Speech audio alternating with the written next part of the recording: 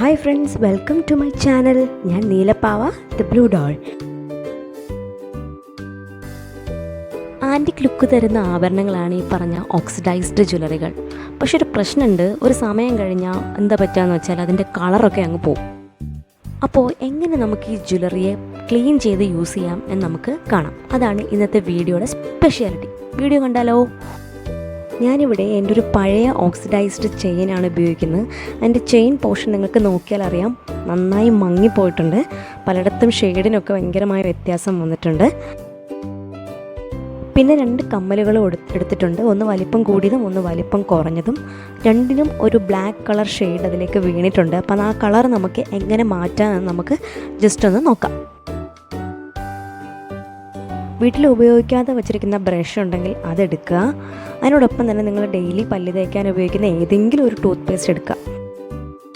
നന്നായിട്ട് പേസ്റ്റ് ഉപയോഗിച്ച് ഈ ചെയിൻ ഒന്ന് വാഷ് ചെയ്യുക. നന്നായി കഴുകിയതിന് ശേഷം അത് തുടച്ചെടുക്കുക. നല്ല ഉണങ്ങിയ തുണി കൊണ്ട് തുടച്ച് എടുക്കണം. വൃത്തിയായി തുടയ്ക്കുക. അപ്പം നമുക്ക് കാണാൻ പറ്റും ചെയിനിൽ കുറച്ചുകൂടെ നല്ല ഷൈനിങ് വന്നു. നമ്മൾ ആദ്യം കണ്ടതിനെക്കാട്ടിലും വളരെ വളരെ ബെറ്ററായിട്ട് നമ്മുടെ ചെയിൻ മാറിയതായിട്ട് നമുക്ക് കാണാം. അപ്പോൾ ഇനി നമുക്ക് മറ്റൊരു ടിപ്പ് കൂടി കാണാം. നിങ്ങളുടെ കയ്യിൽ വിനാഗിരി ഉണ്ടെങ്കിൽ വിനാഗിരി എടുക്കുക. വിനാഗിരി ചെറിയൊരു പാത്രത്തിലിട്ട് വെച്ചതിന് ശേഷം അതിൽ നമ്മുടെ കമ്മൽ ഇട്ട് വയ്ക്കുക. ഒരു 10-15 മിനിറ്റ് അത് വച്ചിരിക്കുക. വച്ചതിന് ശേഷം നമ്മൾ നേരത്തെ ചെയ്ത പോലെ തന്നെ തുടച്ച് എടുക്കുക. തുടയ്ക്കുമ്പോൾ നല്ല വൃത്തിയായി തുടയ്ക്കുക. പൊടിയൊന്നും ഇല്ലാതെ തുടച്ചെടുക്കുക. നമ്മുടെ കമ്മലിന് മുന്നത്തെക്കാട്ടിലും കുറച്ചുകൂടി ഷൈനിങ് വന്നിരിക്കുന്നതായിട്ട് നമുക്ക് പെട്ടെന്ന് കാണാൻ പറ്റും.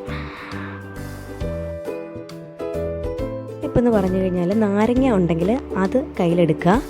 അതെടുത്തതിന് ശേഷം നമ്മുടെ കമ്മലിന്മേൽ നന്നായിട്ട് തേച്ച് പിടിപ്പിക്കുക. ഏതാണ്ട് ഒരു 5 മിനിറ്റോളം നമ്മൾ നന്നായിട്ട് നാരങ്ങ നമ്മുടെ കമ്മലിന്മേൽ തേച്ച് പിടിപ്പിക്കുക.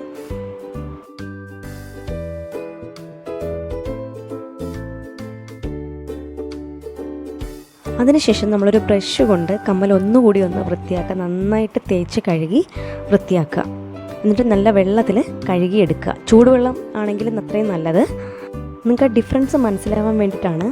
രണ്ടാമത്തെ കമ്മൽ കണ്ടാൽ അറിയാം, നല്ല ഷൈനിങ് ഉണ്ട്. ആദ്യത്തേതിൽ ഞാൻ കഴുകിയിട്ടില്ല, ഞാൻ വൃത്തിയാക്കിയിട്ടില്ല. നിങ്ങൾക്ക് ആ ഡിഫറൻസ് കാണാൻ വേണ്ടി ഞാൻ വെച്ചെന്നേ ഉള്ളൂ. ആദ്യം കണ്ടതിനെക്കാട്ടിലും നമ്മുടെ ജ്വല്ലറി കുറച്ചുകൂടി നന്നായിട്ട് വന്നിട്ടുണ്ട്. അപ്പോൾ ഈ ട്രിക്കൊന്ന് ട്രൈ ചെയ്യാം. അപ്പോൾ എല്ലാവർക്കും വീഡിയോ ഇഷ്ടമായെന്ന് കരുതുന്നു. അപ്പോൾ ലൈക്ക് ചെയ്യുക, ഷെയർ ചെയ്യുക, സബ്സ്ക്രൈബ് ചെയ്യുക. Thank you friends.